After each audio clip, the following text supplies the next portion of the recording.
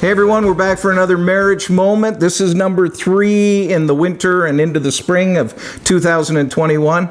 And we thought we were talking a little bit. We thought maybe we would share just good marriage advice that we received. Back in the spring of 2020, when we started this whole thing, I think we shared some advice we got on our wedding day from your Opa. From my Opa. What was it? He said bear and forbear. Which means? Which means patience and endurance. Patience and endurance. Now, I'll be honest with you.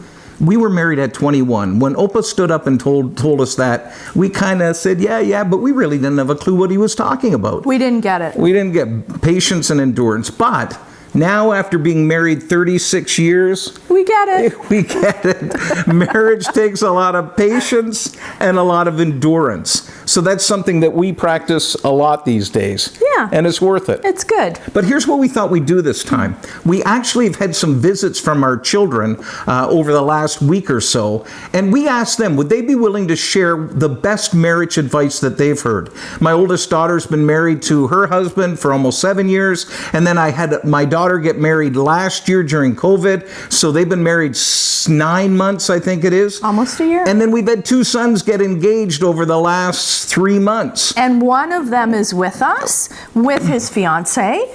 So they will also share. So right? They're going to, in a moment, we're going to cut, and they're going to be in our seat, and they're going to take a couple moments just to share the best marriage advice that they received. And we hope it's a blessing for you. And then hold on, because Carolyn and I are going to come back at the end. To wrap up. Hi, my name is Leah. This is my husband, Brad. We've been married for almost 7 years. We have 2 little boys, Bo and Forrest, who I'm sure you guys have seen many times at church on the screen. But we're really excited to share some marriage advice that we have received over the last few years of our marriage. So you want to take it away? Sure. So our big thing is just communication. So we both have personalities where we don't really like conflict, so we tend to avoid those things if we can, until it gets to a moment where things kind of all just fall apart because we haven't communicated with each other. We learned that pretty early on. Our first major fight was about bacon grease and how to dispose of it. I had done it one way, you did it another. We never talked about even something as stupid and simple as that, and it ended up being our first major fight, right? Yep. Yeah. One thing that we've really learned is that we really need to talk about things, our issues, anything that's been on our hearts, that has, that we've been stewing about all week or whatever it may be. We just need to talk to each other.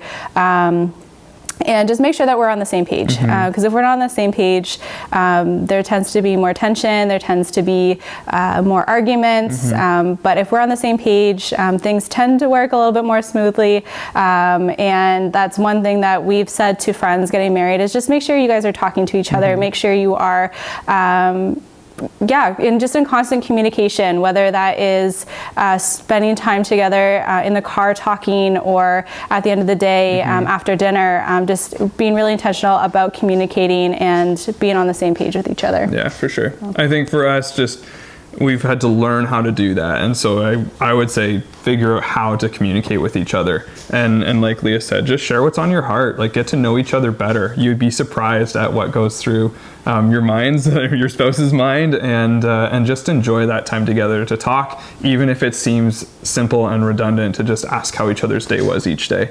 That's been a good growth area for us, and we're getting better at it, I would say. Yep. Yeah. But hey, we still love each other, so. Okay. Hi, I'm Tess, and I'm Paul and Carolyn's daughter. And I'm Luke. And we've been married for like 9 months now. We got married during COVID last year, so that was very interesting. One of the pieces of advice that we're going to talk about that we got in our marriage, obviously there's lots of things like communication and having our foundation in Christ, but a big thing that we've implemented a lot in our marriage so far is the power of perspective. So Luke and I have different perspectives on a lot of things. I think a lot of men and women have different perspectives. And so that can obviously cause conflict in a relationship. And having some conflict is like okay. And if you're able to communicate that, then that's good. But we really appreciate the power of perspective and getting to kind of step into each other's shoes a little bit. If something bothers me, it may not bother Luke, and vice versa. And so if something does bother me and Luke doesn't understand it, there can be conflict there. But perspective allows us to step into each other's shoes and kind of understand that a little bit more. Yeah, and just building on that, it's on the similar train of thought, but it's when you're in a conflict or you're in a conversation, it's just letting somebody fully talk out their point. It's not jumping in as soon as you hear something that you disagree with or something. Letting them get through their full point to be able to explain where their situation they're coming from really helps the situation and just gives you perspective and puts yourself into their shoes and just makes them feel heard. It's a big thing when you're in a relationship is just, again, feeling heard and just, again, being coming together in that and just knowing that we're on the same page in this situation and it's that we don't want to fight about this and we want to work through it.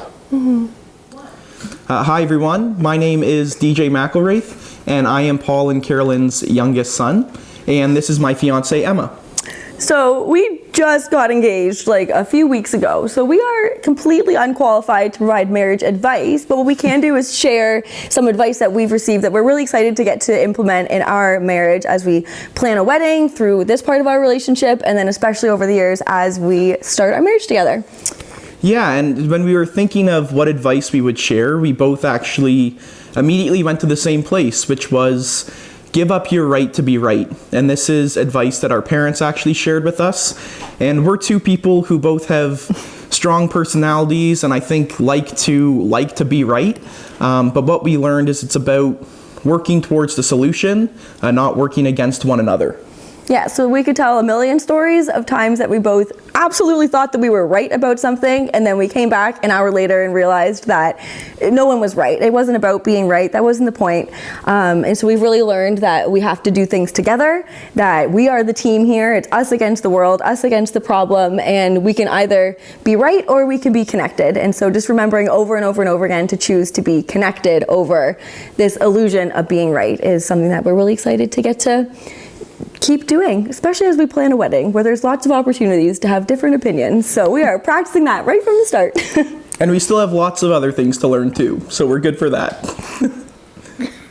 So it's great that we could hear from different perspectives and couples that are in different seasons in the marriage journey. Some are starting out, some a year married, some a bit longer, 7 years, and then my husband and I.